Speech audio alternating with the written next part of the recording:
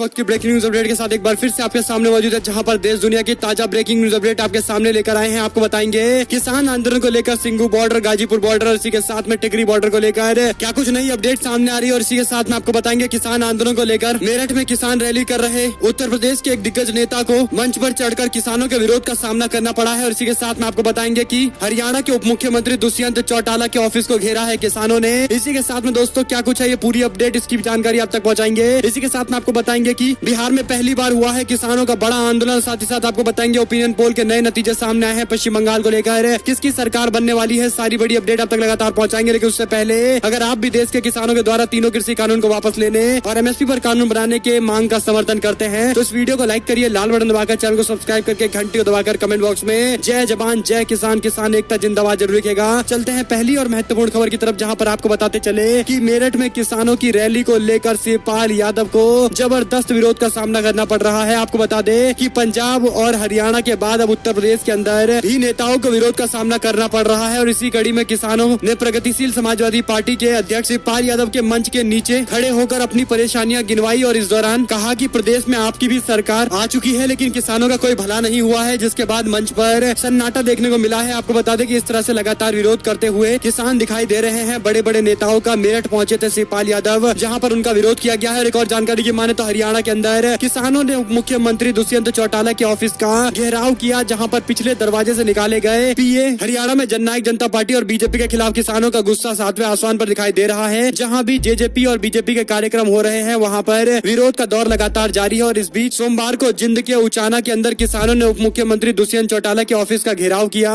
दरअसल दुष्यंत चौटाला के पीए जगदीश सिहाग पब्लिक की समस्या सुनने के लिए पहुंचे थे, लेकिन किसानों ने सिहाग का ऑफिस का घेराव किया और इस दौरान जमकर विरोध किया और बाद में उनको पिछले दरवाजे से निकाला गया। और एक और जानकारी की माने तो किसानों ने रेलवे स्टेशन पर किया है प्रदर्शन। बैंकों के धुआंधार निजीकरण को लेकर जो बुलाए गए हैं हड़ताल, उसमें 15 तारीख यानी बीते दिन किसानों की तरफ से भी बैंक कर्मचारियों के हड़ताल का समर्थन किया गया है। और इस दौरान सिरसा में केंद्र सरकार के निजीकरण के विरोध में बैंक के कर्मचारियों के समर्थन में रेलवे स्टेशन पर जाकर प्रदर्शन करते हुए किसान मोर्चा के लोग दिखाई दिए हैं। और इस दौरान किसान मोर्चा के लोगों के द्वारा केंद्र सरकार के तीनों कृषि कानून को वापस लेने के साथ साथ केंद्र सरकार के खिलाफ जमकर नारेबाजी की गई है। किसानों ने विरोध प्रदर्शन में सर्व कर्मचारी संघ और बैंक यूनियन के सदस्यों को भी अपना समर्थन दिया है। रुक करते हैं एक और बड़ी अपडेट की तरफ, जिसमें बिहार के अंदर कृषि कानून को लेकर पहली बार किसान महापंचायत बुलाई गई। आंदोलन को गांव-गांव तक पहुंचाने का फैसला लिया गया है, संकल्प लिया गया है। इस मौके पर बिहार के अन्य जिला मुख्यालय में भी किसान मोर्चा मार्च निकालने वाला है। और इस दौरान तीनों कृषि कानून को रद्द करने की मांग, एमएसपी पर कानून बनाने के साथ साथ कई सारे मांग उठाए गए हैं। आपको बता दें कि प्रधानमंत्री किसान सम्मान निधि के पैसे जिन किसानों को नहीं मिल रहे हैं उसकी मांग भी इससे जोड़ी जाएगी और बिहार के कोने कोने के अंदर इस पूरे मामले को लेकर किया जाएगा बड़ा विरोध। एक और जानकारी की माने तो किसान आंदोलन में मारे गए आंदोलनकारियों के लिए सरकार जिम्मेदार है। जोगिंदर सिंह उंगराहा की ओर से आया है बयान। किसान नेता जोगिंदर सिंह ने तीनों कृषि कानून को लेकर चल रहे आंदोलन को लेकर अपना इंटरव्यू दिया है और इस दौरान उन्होंने ये बातें कही है। एक और जानकारी की माने तो एक तरफ किसानों के आंदोलन को जबरदस्त समर्थन मिल रहा है और किसानों का आंदोलन मजबूती से चल रहा है, वहीं पर दूसरी तरफ पश्चिम बंगाल और असम के चुनाव को लेकर लोगों की दिलचस्पी लगातार बढ़ती जा रही है। और खासकर पश्चिम बंगाल को लेकर कि आखिर कौन चुनाव जीतेगा, क्या ममता बनर्जी एक बार फिर से हैट्रिक मारने वाली है या फिर बीजेपी एक बार फिर से असम जैसे 2019 के अंदर अपना परफॉर्मेंस करके बड़ी जीत हासिल की थी वैसा रिपीट करने वाली है, जिसको लेकर कई सारे सवाल लोगों के मन में है। इस बीच कई सारे ओपिनियन पोल के नतीजे भी सामने आए हैं। आपको बता दें कि एबीपी न्यूज के आनंदा सी वोटर की तरफ से कराए गए ओपिनियन पोल के नतीजे ये बता रहे हैं कि लगातार जैसे जैसे चुनाव के दिन नजदीक आते जा रहे हैं वैसे वैसे ममता बनर्जी और उनकी ऑल इंडिया तृणमूल कांग्रेस को ज्यादा सीटें मिलती दिखाई दे रही है और बीजेपी की सीटों में लगातार गिरावट के संकेत मिल रहे हैं। भारतीय जनता पार्टी को 98 से लेकर 114 सीटें मिल सकती है, इस तरह का दावा इस ओपिनियन पोल में किए गए हैं। इसी के साथ में ऑल इंडिया तृणमूल कांग्रेस यानी ममता बनर्जी की पार्टी को 150 कम से कम सीटें मिलेगी और 166 मैक्सिमम सीटें मिलने वाली है। और इसी के साथ में लेफ्ट पार्टी, कांग्रेस पार्टी और इंडियन सेकुलर फ्रंट के गठबंधन को 13% वोट और 23 से लेकर 31 सीट मिलने का दावा किया जा रहा है। वहीं पर दूसरी ओर अगर आप देखेंगे कि अन्य पार्टियों को कितना वोट मिलेगा तो 3 से 5 निर्दलीय कैंडिडेट चुनाव जीतकर सामने आ सकते हैं। कुल सैंपल साइज 19,314 का था, जिसके नतीजे ये बताते हैं। आपको बता दें कि वोटिंग प्रतिशत के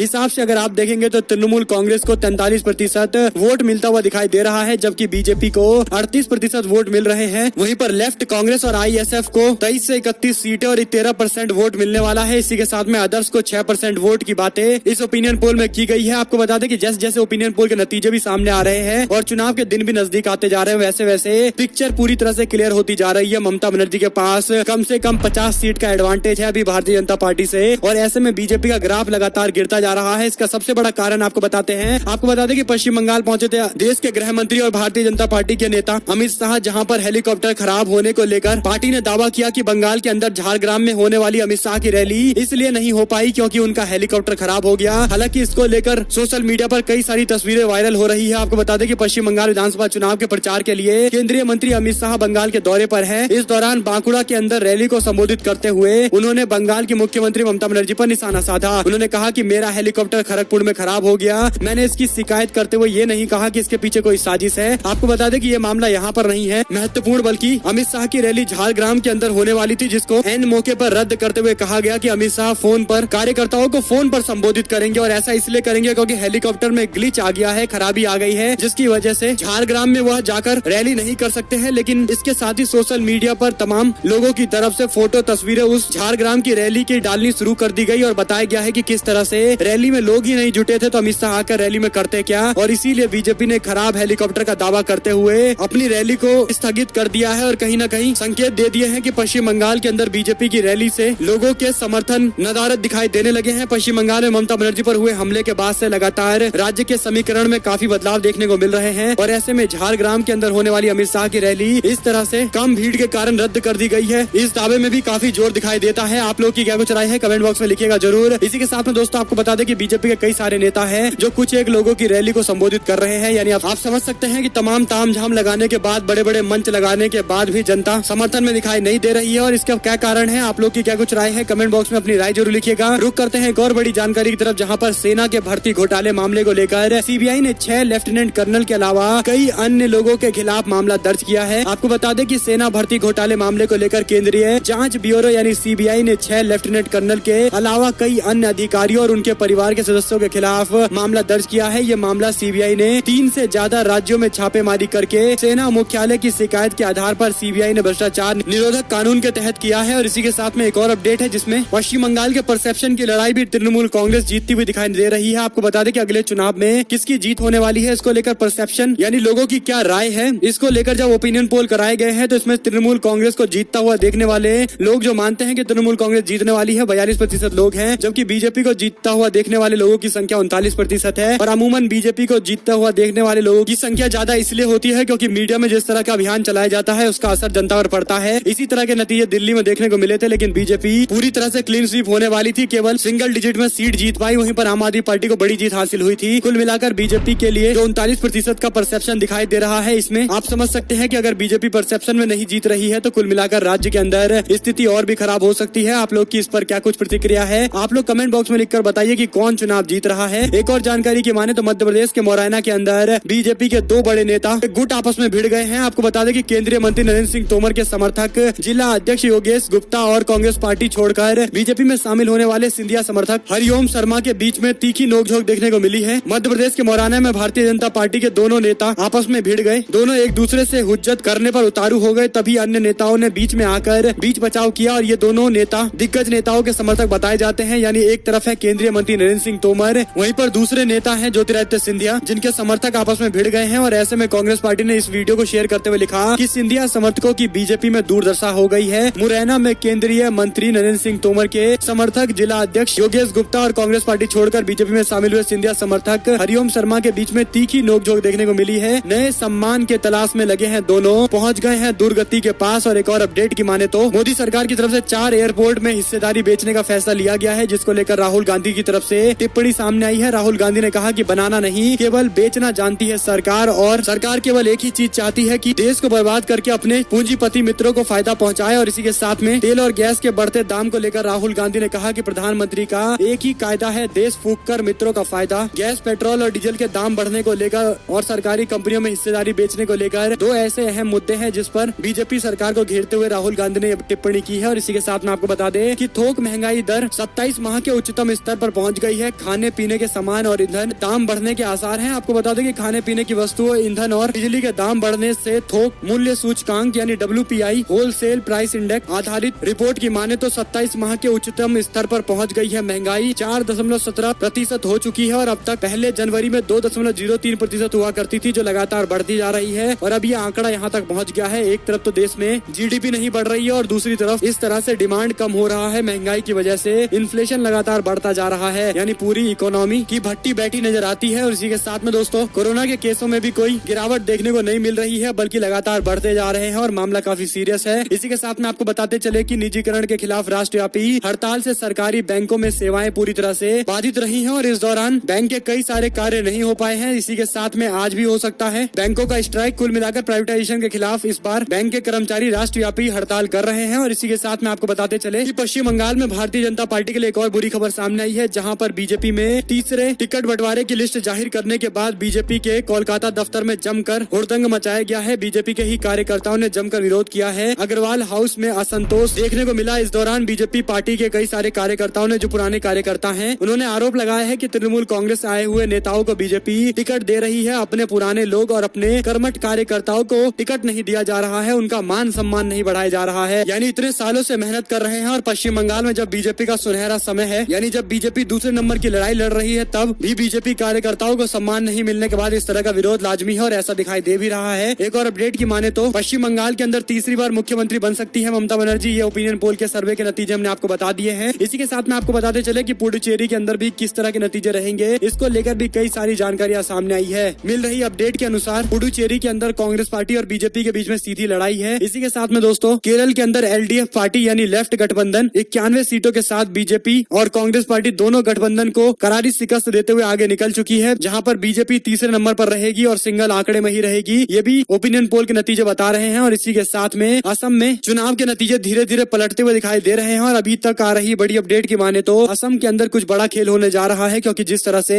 महागठबंधन में पार्टियों के आने का दौर लगातार जारी है और इस बीच दो पार्टियां हैं। एक है आदिवासी नेशनल पार्टी, जिसने अब महागठबंधन ज्वाइन कर लिया है असम के अंदर में। और इसी के साथ में आपको बता दे कि सी वोटर के ओपिनियन पोल बताते हैं कि सर्बानंद सोनोवाल सरकार को लेकर लोगों में काफी गुस्सा है। और इसी के साथ में ओपिनियन पोल के नतीजे ये बता रहे हैं कि सर्वे के मुताबिक इस बार असम में कुछ बड़ा बदलाव हो सकता है। और इसी के साथ में एनडीए गठबंधन 64 से लेकर 72 सीटें जीतने की स्थिति में है, लेकिन यूपीए गठबंधन ने भी जबरदस्त वापसी करते हुए 52 से 60 सीटें जीतने की स्थिति में दिखाई दे रहे हैं। और कुल मिलाकर एक बड़ी टक्कर दे रही है असम के अंदर महागठबंधन। और इसी के साथ में आपको बता दें कि उत्तर प्रदेश में पंचायत चुनाव में आरक्षण पर हाईकोर्ट की ओर से फैसला आया है। उत्तर प्रदेश के पंचायत चुनाव को लेकर आरक्षण प्रक्रिया के लिए योगी सरकार ने बड़ा बदलाव करते हुए सपा सरकार के फैसले को पलटकर 1995 के आधार पर सीटों के आरक्षण के आवंटन करने का नियम तय किया था। सीएम योगी आदित्यनाथ के इस दावे पर लंबे समय से पंचायतों पर काबिज सियासी परिवारों के वर्चस्व को तोड़ने की राजनीति बताई जा रही थी, लेकिन अभी अपडेट आ रही है जिस पर हाईकोर्ट के फैसले से साबित हो गया है कि अखिलेश यादव के दौर में बने शासन आदेश के अनुसार पंचायत चुनाव के सीटों में आरक्षण की रूपरेखा तय की जाएगी। ऐसे में 1995 के आधार पर योगी सरकार ने पंचायत में सीटों के लिए चक्र अनुसार आरक्षण की लिस्ट जारी की थी, जिसके तहत तमाम ऐसी सीटें आरक्षित और आरक्षण के दायरे में आ गई थी जो पिछले 6 दशकों से आरक्षण में नहीं आई थी। हालांकि कोर्ट के आदेश के बाद अब दोबारा से सूबे के अंदर सीटों के आरक्षण की लिस्ट तैयार की जाएगी। आपको बता दें कि इस फैसले को एक झटके के तौर पर माना जा सकता है यूपी सरकार के लिए। एक और जानकारी की माने तो सचिन वाजे की गिरफ्तारी को लेकर महाविकास अघाड़ी गठबंधन सरकार आपस में मुलाकात करके मामले को सुलझाने को लेकर फैसला लिया है और इस दौरान शरद पवार ने उद्धव ठाकरे से मुलाकात की है। एक और जानकारी की माने तो पेट्रोल और डीजल जीएसटी के दायरे में क्यों नहीं आ जाता, वित्त मंत्री से यह सवाल पूछा गया तो उनकी तरफ से मना कर दिया गया है। कहा ऐसा अभी कुछ नहीं होने जा रहा है। आपको बता दें कि दुनिया भर की सारी चीजें जीएसटी के अंदर में है और जब एक देश एक टैक्स की बात मोदी सरकार कर रही है तो आखिर पेट्रोल और डीजल के साथ साथ उन सभी महत्वपूर्ण चीजों को जीएसटी के अंदर में क्यों नहीं डाला जा रहा है, जिसके दाम लगातार बढ़ रहे हैं, क्योंकि इससे सरकार को रेवेन्यू का लॉस हो जाएगा। यानी आप समझ सकते हैं कि सरकार अपने सुविधा के अनुसार चीजों को जीएसटी में डालती है और चाहती है तो किसी चीज को जीएसटी से बाहर भी रख देती है और इस पर सरकार का रुख यह है कि अभी इसे जीएसटी में नहीं लाया जाएगा। और एक और जानकारी की माने तो अभी तक देश भर के अंदर एक ऐसी प्रक्रिया चल रही है जिसके तहत अगर किसी चुनाव में नोटा के बटन को सबसे ज्यादा बार दबाया जाता है तो भी नोटा की जीत नहीं होगी, यानी चुनाव रद्द नहीं होंगे। और इस वर्तमान में चल रहे नियम को बदलने को लेकर सुप्रीम कोर्ट में मामला पहुंचा है। सुप्रीम कोर्ट में कहा गया कि अगर नोटा को सबसे ज्यादा वोट मिल जाता है तो चुनाव पूरी तरह से रद्द हो जाने चाहिए और एक बार फिर से चुनाव होना चाहिए, ताकि अगले चुनाव में लोगों के पास और भी विकल्प हो। इसी के साथ में उन सभी उम्मीदवारों पर रोक लगाई जाए जो पहले चुनाव लड़े थे लेकिन नोटा चुनाव जीत गया था। यानी राइट टू रिजेक्ट वोटरों को मिलना चाहिए, इसका अधिकार मिलना चाहिए। इलेक्शन कमीशन को इस पूरे मामले को लेकर नोटिस भेजा गया है सुप्रीम कोर्ट की तरफ से। अब देखते हैं सुप्रीम कोर्ट के इस नोटिस पर क्या जवाब देता है इलेक्शन कमीशन, जिसके बाद आगे की प्रक्रिया सामने आएगी। और एक और जानकारी की माने तो लखनऊ में सपा ने लगाए अखिलेश यादव बनाम योगी आदित्यनाथ के होर्डिंग्स, मुकदमा लिखवाने व हटवाने पर भी जबरदस्त रार देखने को मिल रही है। राजधानी लखनऊ की सड़कों पर एक बार फिर से पोस्टर वॉर शुरू हो गया है, जिसमें एक तरफ अखिलेश यादव की तस्वीर है जबकि दूसरी तरफ मुख्यमंत्री योगी आदित्यनाथ की तस्वीर है। इस बहाने सपा ने बीजेपी नेता पर निशाना साधा है और मुख्यमंत्री योगी आदित्यनाथ को लेकर बयान देते हुए कहा है कि योगी आदित्यनाथ ने अपने लगे सभी मुकदमे हटा लिए, गंभीर मुकदमे हटा लिए गए और पहली बार ऐसा हुआ है किसी मुख्यमंत्री ने अपने ऊपर लगे मुकदमे को अपने आप ही अपनी सरकार में वापस ले लिया हो। और इसी पर निशाना साधते हुए अखिलेश यादव और योगी आदित्यनाथ की फोटो लगाई गई है। और एक और अपडेट की माने तो तमिलनाडु के अंदर कमल हसन की कार पर हमला, प्रचार के दौरान जा रहे थे होटल लेकिन उन पर हमला हो गया है, उनके वाहन को क्षतिग्रस्त किया गया है। हसन पर हमले का प्रयास करने वाले युवक को पुलिस ने हिरासत में ले लिया और आगे की जांच की जा रही है। मक्कल निधि मयम के प्रमुख कमल हसन की कार पर रविवार को एक शख्स की तरफ से कथित तौर पर हमला किया गया है और इस तरह की खबरें हमेशा लगातार सामने आ रही है जहां पर चुनावी हमले कई जगह देखने को मिल रहे हैं। और एक और अपडेट की माने तो वेस्ट बंगाल के अंदर ममता बनर्जी ने व्हील चेयर पर पहली बार पद यात्रा की थी, जिसके बाद एक बार फिर से वहां आ गई हैं। जनसभा को संबोधित करने के लिए पश्चिम बंगाल के मुख्यमंत्री ममता बनर्जी ने पुरुलिया के अंदर आज चुनाव प्रचार के तहत व्हील चेयर पर अपनी पहली जनसभा को संबोधित किया। इससे पहले रविवार को ममता बनर्जी रोड शो कर चुकी हैं और इस दौरान उनको पुरजोर समर्थन भी मिला है। अपने प्रचार अभियान के कार्यक्रम के अनुसार पश्चिम बंगाल के मुख्यमंत्री ममता बनर्जी ने सोमवार को 3 जिले पुरुलिया, बांकुरा, झारग्राम का दौरा किया है। सूत्रों ने कहा है कि ममता बनर्जी इन सभी जिलों के अंदर हेलीकॉप्टर से यात्रा करेंगी और इसी के साथ में पुरुलिया के अंदर उन्होंने रैली करते हुए पार्टी के नेताओं को संबोधित किया है, पार्टी कार्यकर्ताओं को संबोधित किया है। इस दौरान बड़ी संख्या में कार्यकर्ता और नेता और इसी के साथ में आम जनता भी उनको सुनने के लिए मौजूद रही थी। और एक और अपडेट की माने तो बीजेपी के सांसद सुब्रमण्यम स्वामी की ओर से एक बयान आया है। उन्होंने कहा कि जीवित रहते हुए बस सद्दाम हुसैन और गद्दाफी ने अपने नाम पर स्टेडियम का नाम रखवाया था, मोदी जी को अपना नाम हटवा लेना चाहिए, ऐसा नहीं करना चाहिए। और एक और अपडेट की माने तो ममता बनर्जी के नामांकन रद्द करने को लेकर शुभेंदु अधिकारी ने बड़ी मांग कर दी है। आपको बता दें कि राज्य के मुख्य निर्वाचन अधिकारी के कार्यालय के सूत्र ने बताया है कि अधिकारी अपनी शिकायतों में केस नंबर का उल्लेख किया है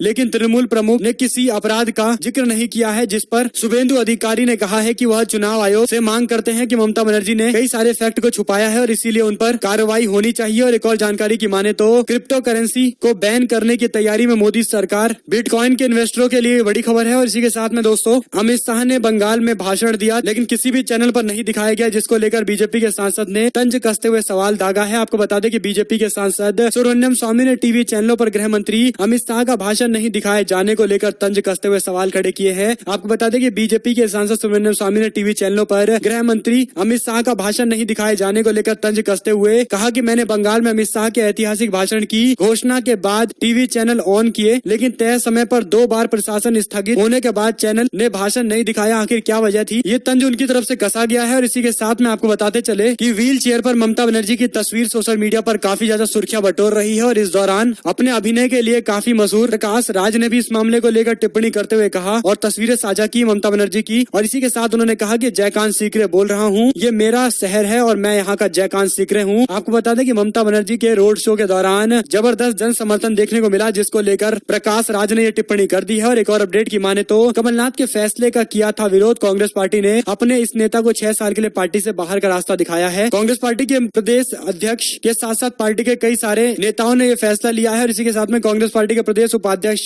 चंद्र प्रभाष शेखर ने मानक अग्रवाल के निष्कासन का पत्र जारी कर दिया है। आपको बता दें कि मानक अग्रवाल कुछ दिनों पहले कांग्रेस ज्वाइन करने वाले हिंदू महासभा के नेता बाबूलाल चौरसिया का विरोध किया था। और इसी के साथ में एक और अपडेट है जहां पर प्रियंका गांधी ने ब्लॉक अध्यक्षों को किया संबोधित, बोली किसान विरोधी सरकार को झुकना ही पड़ेगा। इसी के साथ में कांग्रेस पार्टी ने लोकसभा के अंदर LIC का पैसा पीएम केयर्स फंड में देने का आरोप लगाया है। अनुराग ठाकुर पर दागे हैं एक के बाद एक कई सारे सवाल, जिसका जवाब भी अनुराग ठाकुर की तरफ से दिया गया है। इसी के साथ में आपको बता दें कि दिल्ली में LG होंगे ताकतवर, संसद में पेश किया गया बिल। इन 4 बातों से केंद्र पर भड़क गए हैं केजरीवाल। और इसी के साथ में प्रदर्शन स्थल के पास पक्की दीवार बनाने, बोरवेल की खुदाई को लेकर किसानों के खिलाफ केस दर्ज किया गया है। और इसी के साथ में दोस्तों CAA NRC को लेकर पश्चिम बंगाल की जनता से पूछा गया कि क्या ये बड़ा मुद्दा है, तो लोगों ने कहा कि हाँ भी ये भी एक बड़ा मुद्दा है, लेकिन राज्य के अंदर विकास सबसे अहम रहने वाला है। इसी के साथ में प्रशांत किशोर को गुजरात कांग्रेस पार्टी का रणनीतिक कार बनाया गया है। ये सारी बड़ी अपडेट जिसकी जानकारी हमने आप तक पहुंचाई है। अगर आपको एक भी खबर अच्छी लगी हो तो इस वीडियो को लाइक करिएगा, लाल बटन दबाइए, चैनल को सब्सक्राइब करिए, घंटी दबाइए, हमारे साथ लगातार बने रहिए। जुड़ने से दोस्तों का बहुत बहुत धन्यवाद। आप लोग देख रहे थे आपका अपना चैनल जय हिंद, जय भारत, वंदे मातरम।